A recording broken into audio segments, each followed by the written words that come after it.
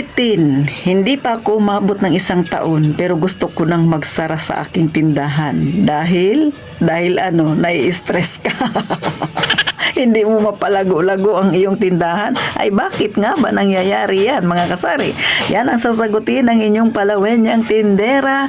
Kaya huwag ka nang mahiya, mag-subscribe ka na sa akin, pindutin mo ang like button na yan at pakishare naman kung hindi kayo busy. Eto na, umpisahan na natin ang real talk nating chismis.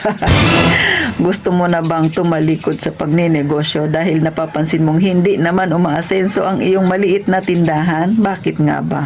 O eto, magkumpara tayo mga kasari, no, ha? Pero pauna lang, hindi ko nila lahat, ha? Pansinin ninyo mga kasari, yung mga nag-umpisa ng kanilang tindahan sa pinakamaliit na puhunan. Sila pa yung nakikita mo mas umaangat ang tindahan. Ikumpara mo doon sa nag-umpisang may malaking puhunan, may maganda kaagad na location, mayroon siyang mapagkukunan talaga ng kanyang puhunan kapag nangailangan siya, marami ng kanyang paninda. Pansinin ninyo, minsan sila pa yung tumatalikod, minsan sila pa yung hindi nagpapatuloy sa kanilang negosyo. Bakit? Chill sila, di ba? Relax lang sila. Kumbaga, hindi nila nilalagay lahat ng effort nila doon sa kanilang negosyo. Pero yung mga nag-umpisa sa maliit, lahat ng best nila ipinopokus nila sa kanilang negosyo. Kaya sila yung nagtatagal. Bakit? Naging matatag na sila eh. Lahat na yata ng pagsubok naranasan na niya. At pansinin nyo rin yung mga nagko-comment sa mga ganitong usapan ukol sa tindahan. Di ba? Minsan nagsasabi sila, ako po, nagmula rin ako sa ganito yung kapital ko, pero ngayon malago na. Oh, wala kayong mababasa na ako, nagumpisa ako sa malaki, ngayon ay palubog. Wala kayong mababasang ganon. O di ba, walang mag-a-admit na ganon na ang nangyari sa kanya. Kaya mga kasari, minsan nahihirapan yung mga bago pa lang sa ganitong negosyo na paunlarin ang kanilang negosyo, lalo na kung hindi niya nilalagay lahat ng best niya. Yun yung ibig kong sabihin. Kasi nga, kung may inaasahan naman siya, may pera naman ako, hayaan mo lang yan, relax lang ako, okay na yan, marami akong paninda, uupo na lang ako. Ay hindi ganon yung buhay ng isang tindera. Bagamat may time na kailangang magpahinga, kailangan din mag-relax, pero most of the time, ang tindera na nagmula sa maliit ang kapital ng kanyang paninda ay nag-iisip yan kung paano niya pa mas mapaunlad ang kanyang negosyo. Yan ang ibig kong sabihin. Kaya siguro hindi umunlad ang negosyo mo, kulang ka pa sa tiyaga, kulang ka pa sa pagsisikap, dagdagan mo pa yung kasipagan mo mga kasari. Kasi yan ang tunay na buhay ng isang may negosyo. Pangalawa, mga kasari, minsan yung nagninegosyo, hindi siya nakapokus sa kanyang negosyo. Saan siya nakapokus? Doon sa kakumpetensya niya. Ay, hatitin, ang dami na namin kakumpetensya. Tapos ganito, ganyan, maraming bumibili sa kanya, sa akin wala. Ano ba yung gagawin ko? Oh, ayan ka na naman. Ha? Huwag mong intindihin yung kapitbahay mo na may tindahan. Intindihin mo yung sarili mong negosyo. Ano ba yung produkto na pwede mong idagdag na makakatulong sa'yo para pansinin ka ni customer?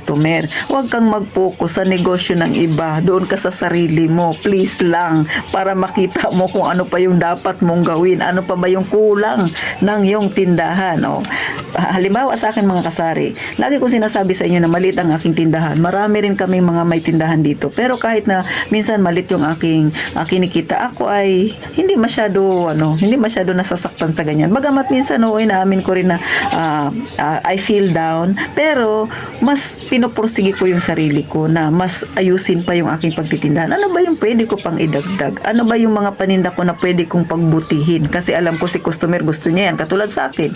O si siomai. Gustong-gusto nila yan mga kasari. Kaya kahit may humihingi ng aking recipe ukol sa aking sauce, hindi ko binibigay. Kasi yan yung panlaban ko. Bakit? Ayokong mawala yun sa akin. Kasi nga mga kasari, nakakuha ako ng isang bagay na pwede kong ibigay kay customer na alam kong bibenta ako. So syempre, ang customer ko dito sa akin nagmimerienda, minsan maaga pa bumibili na siya, may pang-ulam nila. So nadadala na rin yung aking mga paninda na yan mga kasari. At nakakakuha ako ng marami pang customer. Minsan yung mga taga-taas doon dito sa amin, bumababa pa yan para lang bumili ng aking siomai. So pag meron kang naisip na paninda na alam alam mo makakatulong sa'yo, pag-igihan mo, pagbutihin mo, at hayaan mo yung mga kakompetensya mo na yan. Huwag mong pansinin, doon ka mag-focus sa sarili mong negosyo. Next, pangatlo at pinaka-importante, baka naman kasi wala ka ng tiwala sa sarili mo. O, sino pa magtitiwala sa'yo? Sarili mo yan, nakulangan ka pa sa pagtitiwala. So, mga kasari, no, pag pinasok mo yung ganitong negosyo, dapat tiwala sa sarili. Malakas ang loob mo, matatag ka, at alam mo na yung mga ganyang problema, darating talaga yan. Pero ihanda mo yung loob mo, ha, mga kasari. Kasi nga, pinasok-pasok mo yung ganitong negosyo, kaya mirisi sa ating mga may tindahan. Char lang. Pinapatawa ko lang kayo mga kasari. Pero totoo, di ba? Alam mo yung ganitong negosyo, papasukin mo, alam mo yung mga problemang daranasin mo. Ay bakit pa parang bago pa rin sa'yo? So, alam ko naman, lahat ng mga nag-uumpisa ng negosyo, nagtanong-tanong muna yan. Nakita naman nila, di ba? Kahit dyan sa inyo, nakikita naman ninyo yung mga problemang kinakarap ng isang may tindahan. So, alam mo na yan sa umpisa pa lang. Kaya, hindi na dapat bago yan sa'yo. Pero bakit ka nawawalan ng pag-asa? Oh, mga kasari. Kaya minsan, yan yung nagpapahirap sa atin lalo, mas nakakabigat sa atin.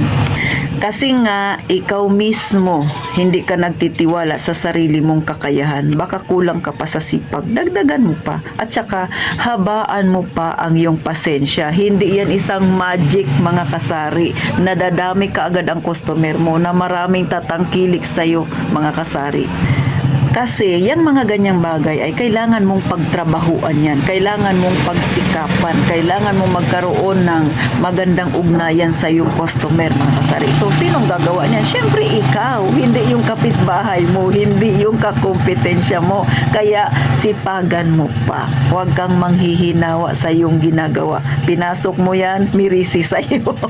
So, paano hanggang dito na lang si Ate Tintin, mga kasari. Sana magkita tayo sa susunod na vlog. At syempre, isipin nyo na lang ha, kapag may negosyo ka, dapat dedicated ka sa iyong ginagawa. Gawin mo lang na masaya ang iyong pagtitindahan. Habang masaya ka, mag-isip ka pa ng ibang pamamaraan na makakatulong sa pag-unlad ng iyong negosyo. So magkita tayong muli at syempre pa, lagi ko nga sinasabi, mag-iingat tayong palagi, mga kasari.